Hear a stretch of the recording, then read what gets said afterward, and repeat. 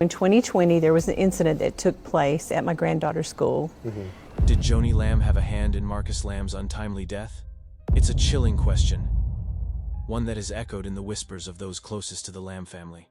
What if the passing of Marcus, the charismatic leader of Daystar Television Network, was more than just a tragic accident? What if it set off a chain of events that now leaves us questioning the very foundation of trust, love, and integrity that once seemed so rock solid?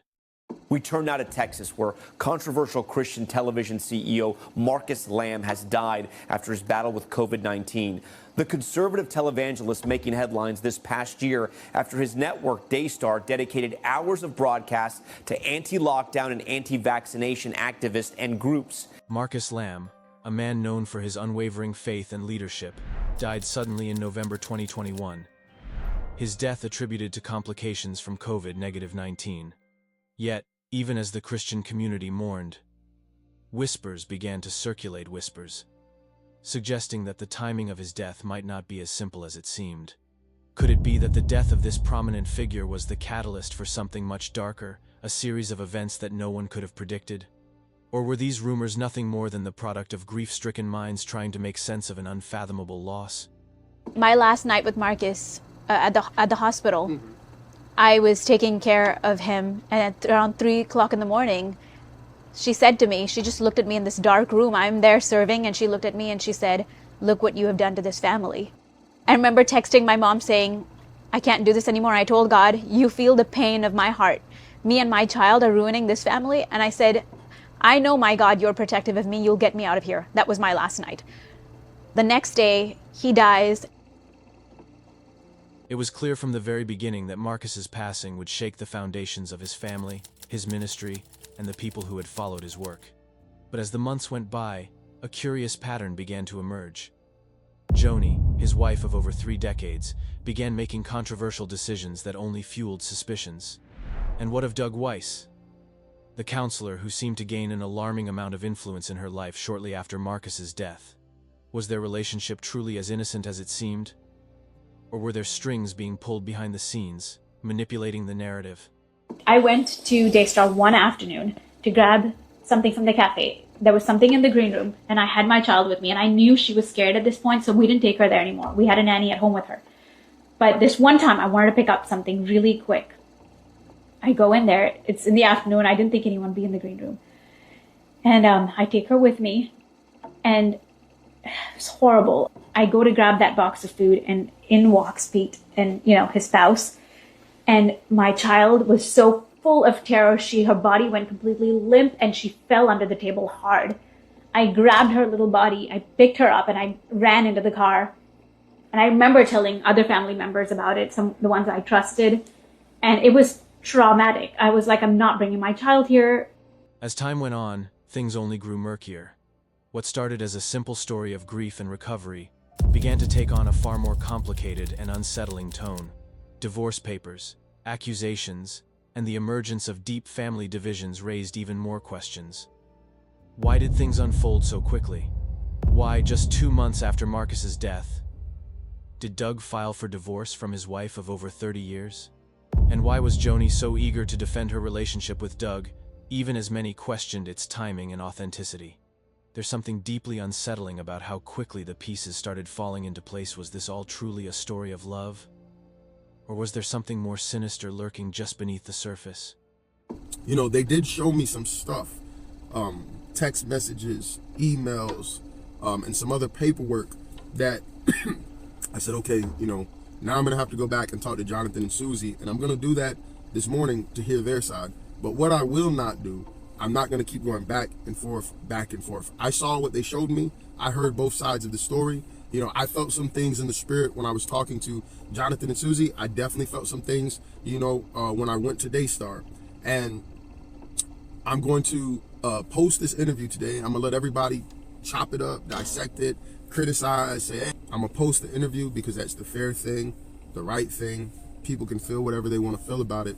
And then I'm going to make a third and final video where I share, what they showed me, there's some stuff they showed me and it was like, I have to go talk to Jonathan and Susie, and then I'm going to get Jonathan and Susie's response to, the things that they showed me, and I already started talking to them about it. and I'm gonna make the final video, and I'm gonna wash my hands of it. As the days and weeks passed after Marcus Lamb's death, the actions of Joni Lamb and Doug Weiss became increasingly scrutinized. On the surface, Joni's decisions seemed like those of a widow seeking solace and healing. However, the rapid progression of her relationship with Doug Weiss quickly raised eyebrows. Doug, a counselor with a history of helping others through marriage recovery and addiction struggles, seemed to have formed a bond with Joni far too swiftly. By January 2022, just 2 months after Marcus's passing, Doug filed for divorce from his wife of over 30 years, and whispers began circulating about the nature of his relationship with Joni during that time. The timeline of events painted a picture that seemed almost too convenient. Doug and Joni's closeness was now undeniable, but the speed with which it progressed raised questions. How could a relationship, built on the trauma of losing a loved one, evolve so quickly? And why did Joni, who had just lost her husband, seem so eager to defend her relationship with Doug, despite the fact that their bond was still new and somewhat controversial? Jonathan's disappointment in not getting his way only deepened when I married Dr. Doug Weiss, who has been such a blessing to me, the rest of my family, and Daystar. I can tell you that as a mother, as a grandmother, this situation saddens me deeply, and it grieves my heart because I love my family. I love all my children. I love my grandchildren. I love the work we've done together for so many years. And I had hoped that we could have resolved the situation in private. But now, Jonathan has given me no choice except to speak out. Everyone knows that we have dedicated our lives to spreading the love of Jesus. And to see it attacked by my son Jonathan and his wife is truly heartbreaking. I want to assure you that all the allegations that are circulating against myself and my late husband are completely false. It was clear that, for some, this was not just a story of healing and recovery. It was a narrative laced with suspicion and intrigue. The accusations surrounding Doug and Joni's relationship were not just about timing. They were about trust. Were they truly operating from a place of faith, as they claimed? Or was there something else at play, something darker, more calculated? Adding to the complexity was the backlash Joni faced from those close to her, including her own family. Her children, Jonathan and Susie Lamb, publicly criticized her actions, adding fuel to the growing fire of controversy. They were not the only ones questioning Joni's decisions. The broader Christian community, who had once viewed her and Marcus as pillars of faith, now found themselves torn between admiration and disbelief. How could someone who had once been so publicly devoted to her husband, to her family, now move so quickly toward another man? The suspicion of a deeper conspiracy grew stronger as these connections and decisions unfolded. Was there more to Marcus's death than met the eye? Was it the tragic end of one chapter that was being used as the opening of another, more self-serving chapter? The marriage dynamics, the accusations of betrayal, and the sudden shifts in family allegiance painted a picture that was unsettling at best and scandalous at worst. Yes, that's true. But also, I would add that since this is such a absolutely deeply traumatic thing that we've gone through, obviously us sitting here can never fully express what we've walked through in these past few years. I mean, I don't even want to get into the process of what that looked like, but it was excruciatingly painful. So yes, there is that freedom in not having to depend on a few people and keep begging for justice and having it minimized and turned down and, just hitting a wall, like a dead end. There's peace and satisfaction now. When the story came out and the way people received it, and I felt like the floodgates of justice opened on us, when everyone validated what we as parents felt, we really wanted to do a short video. This is not the time or place that we want to get into our whole story. Jonathan and I just quickly grabbed the camera, sat down here to address a few questions. As the story continued to unfold, the timeline surrounding Marcus Lamb's death and Joni's subsequent actions became more and more difficult to ignore. The allegations and suspicions grew not only within the confines of the Lamb family, but also spread across their ministry network, Daystar. Marcus Lamb had been a towering figure in Christian media, his voice echoing through the hearts of millions. To lose him so suddenly, due to complications from COVID-19, left the Christian community in shock and mourning. Yet, in the aftermath of his death, it wasn't just grief that became pervasive, it was the murmur of unsettling whispers. The accusations of a possible conspiracy surrounding Marcus's death, while still speculative, seemed to be gaining traction. Joni Lamb, a woman who had stood alongside her husband for decades, was now a widow navigating both her personal loss and the immense responsibility of leading Daystar without him. For months, she publicly expressed the overwhelming sadness of losing her partner. But behind closed doors, things appeared to be moving at an unnervingly fast pace. Doug Weiss, the counselor whose professional expertise focused on sexual addiction and marriage recovery, seemed to be growing closer to Joni. Their relationship at first seemed like a compassionate friendship rooted in shared grief. But as time passed, it became more apparent that their bond had transcended mere companionship. The timeline suggested something more. An emotionally intimate connection had begun before Marcus's body had even been laid to rest. We will be doing some podcasts with amazing people and get into the nitty-gritty and the deep things. We told a few journalists, our story, and then they have full control of what we've given them. We have no control. We told the truth. They do the investigation. That takes months. It takes a long time. So this is not something that just started now. This has been building. I'm proud of them for doing their due diligence. Yeah. And so I thought the reason I suggested we do this video is because I didn't realize how much it would blow up. Jonathan had kind of an idea. I genuinely didn't. And since we've been on TV so much and people have loved us so genuinely, I felt it was cruel to not answer a few questions that people who genuinely love us want these answers to. All right, so these are four of the most common questions that we've got over the last few days. One is, why didn't we go to the police? And why did it take so long to talk? 2, why did I not put my hands on this man? And 3, why did Susie scream for me to go up versus her just going up herself? And 4, why are we not going public? Yeah. What was more troubling was that this bond appeared to form in the shadow of Doug's own personal issues. Just as Joni was dealing with the loss of Marcus, Doug was in the process of ending his own marriage. The timing was nearly identical. Doug filed for divorce in January 2022, just 2 months after Marcus's death. Critics quickly pointed out how suspicious it was that he and Joni were already moving forward with plans to be together, while Doug was still in the midst of a painful divorce. How could their relationship be seen as pure and wholesome when the timeline suggested a much quicker and more complicated bond?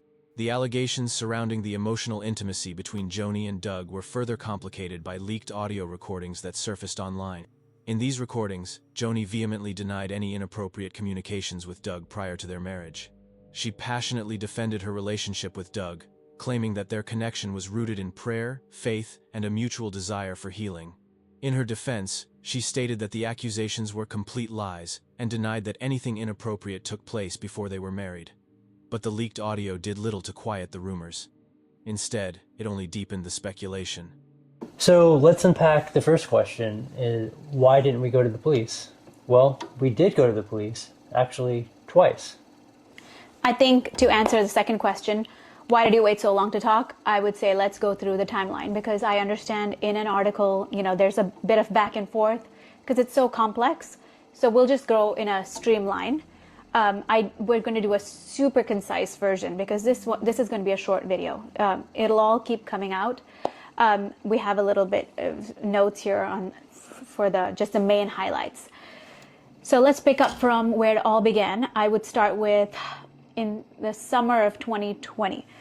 Actually, in early spring 2020, my sister noticed my daughter's behavior being strange, stiffening up when people came close. And I started to notice that too, but I didn't take it very seriously. I thought just part of growing. And then by that summer, on a trip, we're going to be a little careful with our words here. We have to be on a trip. This man says that our daughter walked in on him in a bathroom, saw him full frontal nude. At this point, this is also new to me. I didn't really know what to do with it. I just said, okay. Since he told me, I just said, okay. And I went and checked on my child. She seemed fine. So I was like, okay. I don't know if I even told you or not that day. What made this situation even murkier was the backdrop of personal and professional turmoil within the Lamb family. Jonathan and Susie Lamb, Marcus and Joni's son and daughter-in-law, were not only dealing with the grief of losing Marcus, but also had to contend with the disturbing allegations of abuse involving their young daughter. Reports suggested that a trusted figure within the Daystar ministry, referred to only as Pete, had acted with impunity, and attempts to address these allegations had been met with resistance. Instead of taking immediate action to protect the child, the Lamb family leadership seemed to suppress the truth, pushing instead for the appearance of innocence. Critics, including former police officers, labeled the polygraph tests that were paraded online as flimsy evidence, calling them unreliable and inconclusive. Despite these calls for an independent investigation, the Lambs refused to cooperate, which only fueled suspicions of a cover-up. Then as the months start to progress, she starts to get, her behavior is changing. November of 2020, she tells me in very graphic detail that she had been molested. It was the shock of my life. I can't even explain the things that I felt.